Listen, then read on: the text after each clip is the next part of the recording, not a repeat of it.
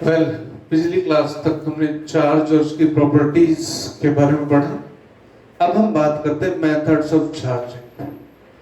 Methods of charging basically तीन होते हैं: कंडक्शन, दूसरा फ्रिक्शन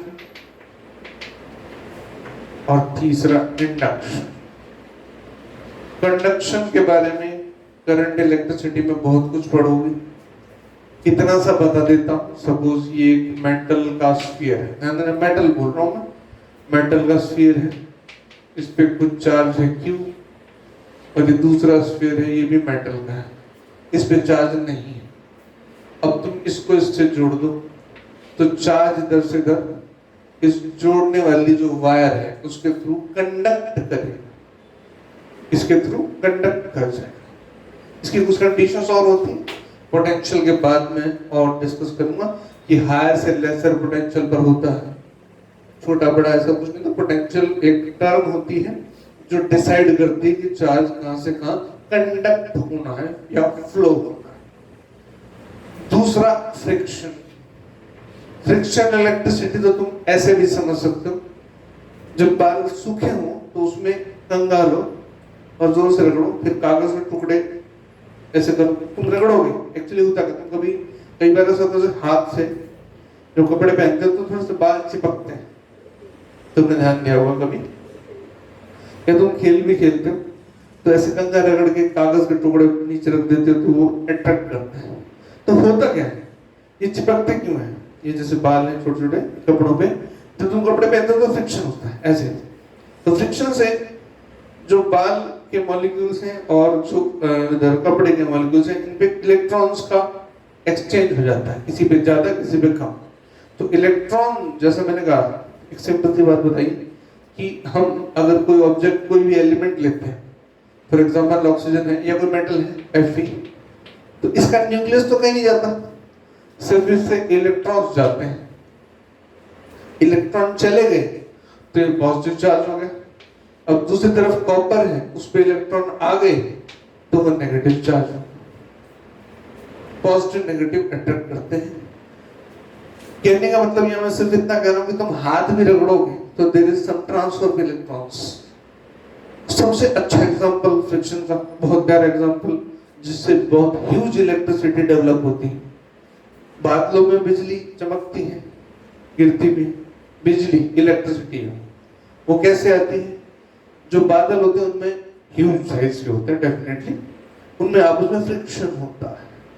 तो एक बादल पूरा का पूरा एक लंप ऑफ क्लाउड्स, पूरा पॉजिटिवली चार्ज, दूसरा नेगेटिवली चार्ज रहता है। अब वो अर्थ की तरफ भागते हैं तो बिजली गिरती है, आपस में टकराते हैं तो बिजली कड़कती है, चमकती है, फ्रिक्शन। तीसरा इंडक्शन।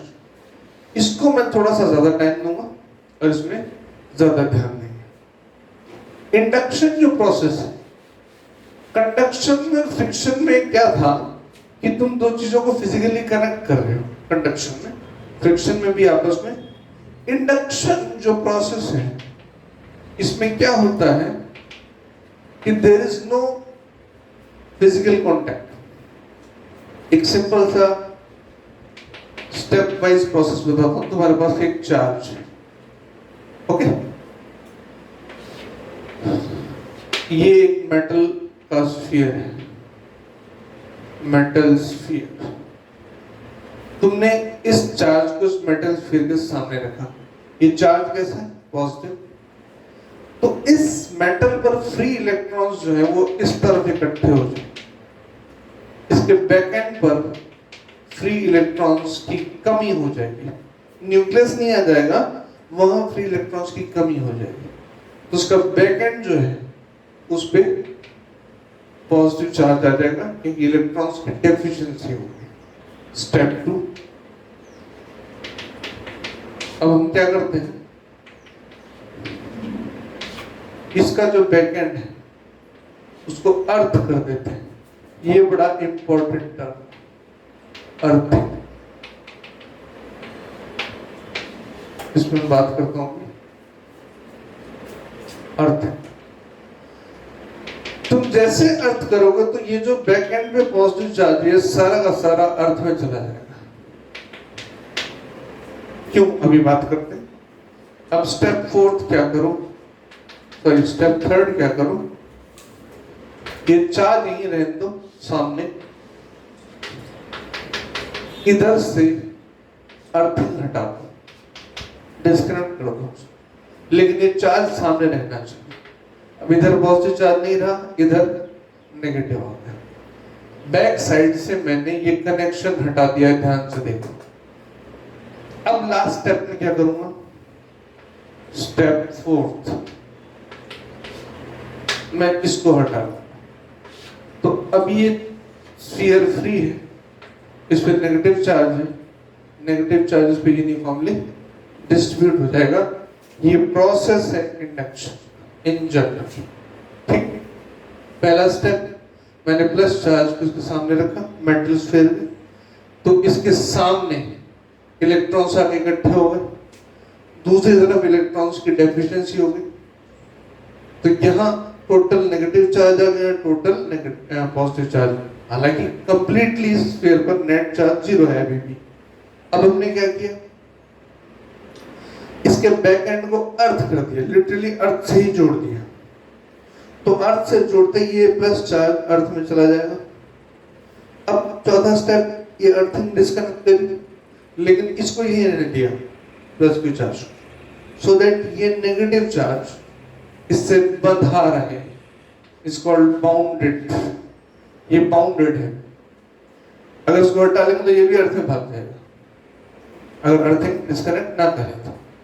और लास्ट इसको हटा दिया तो बचा हुआ चार्ज इससे सिमेट्रिकली डिस्ट्रीब्यूट हो गया। अब यहाँ पर कुछ एक बातें हैं जो ये तो बुक्स में लिखी रहती हैं, कुछ एक बातें हैं जो बड़ी इंपॉर्टेंट है, वो मैं डिस्कस करना चाहता हूँ यहाँ पे। इसमें सबसे पहली चीज जो है वो है अर्थ। इलेक्ट्रॉन्स का इकट्ठा एक तरफ होना, इट्स वेरी सिंपल थिंग, ये तुम समझ सकते हो। मेटल के अंदर फ्री इलेक्ट्रॉन्स होते हैं, तुमने चार्ज सामने रखा तो इलेक्ट्रॉन एक तरफ आ गए। अर्थिंग क्या है, मैं अर्थिंग के बारे में यहाँ 2-3 पॉइंट्स हैं। एक तो अर्थिंग का पॉइंट है जिसके बारे में मैं डिस्कस करूँ। देखो, तुम थर्मोडायनेमिक्स में एक चीज तुमने पढ़ी जो यहाँ मैच करेगी। हीट जो है वो टेम्परेचर हायर से हायर टेम्परेचर से लोअर टेम्परेचर की तरफ फ्लो करती है, मालूम? फ्लो कौन करता है? हीट। डिसाइड कौन करता है? टेम्परेचर। ऐसा ही एक टर्म है पोटेंशियल। तुम इतना समझते हो ना, घरों में 220 वोल्ट 230 वोल्ट, वो वोल्टेज जो पोटेंशियल, वोल्टेज तुमने 9th क्लास में पढ़ा है। पोटेंशियल फ्लो कौन करता है? करंट या चार्ज। कहां से कहां? हायर पोटेंशियल से लोअर पोटेंशियल।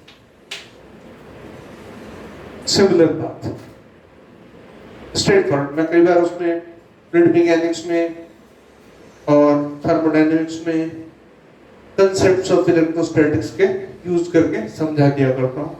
अब अर्थिंग की बात में क्यों कर रहा हूं? अर्थिंग की बात में यहां पर ये इसमें इस अर्थिंग में डिस्कस क्यों कर रहा हूं उसको देखो। तुमने थर्मोडायनेमिक्स में एक चीज पढ़ी थी, सोर्स और सिंक। सोर्स किसको बोलते हैं? एक ऐसा रिजर्वियर, एक ऐसा कंटेनर जिसमें से कितनी भी हीट निकाल लो उसका टेम्परेचर कम नहीं होना चाहिए। हाई टेम्परेचर पर एक रिजर्वियर है जिसमें से हीट निकाल लो कितनी भी, लेकिन उसका टेम्परेचर कम ना। और सिंक क्या है? जिसमें हीट डाल दो लेकिन उसका टेम्परेचर इंक्रीज ना। प्रैक्टिकली कैसे होता है थर्मोडायनेमिक्स बात करेंगे, लेकिन अगर मैं तुम्हें यहाँ पे ये कहूँ, जो हमारी अर्थ है एक्चुअली जिसकी हम बात करें, अर्थ, इस अर्थ की एक खास बात है,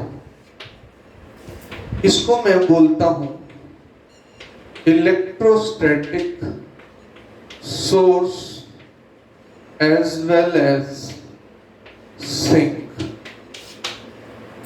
इसके अंदर तुम जितना मर्जी चार्ज डाल दो, प्लस या माइनस, जितना मर्जी चार्ज निकाल दो, प्लस या माइनस, जो तुम कर सकते हो, हम जो नॉर्मल लाइफ में कर सकते हैं, इतने बड़े बड़े पावर स्टेशन लगा लो, जो मर्जी कर लो। अर्थ की कैपेसिटी इतनी ह्यूज है कि तुम उसके अंदर बहुत ह्यूज अमाउंट ऑफ चार्ज डाल दो या निकाल लो, पॉजिटिव नेगेटिव कुछ भी, इसका पोटेंशियल जो है वो कांस्टेंट रहता है, न बढ़ता न कम।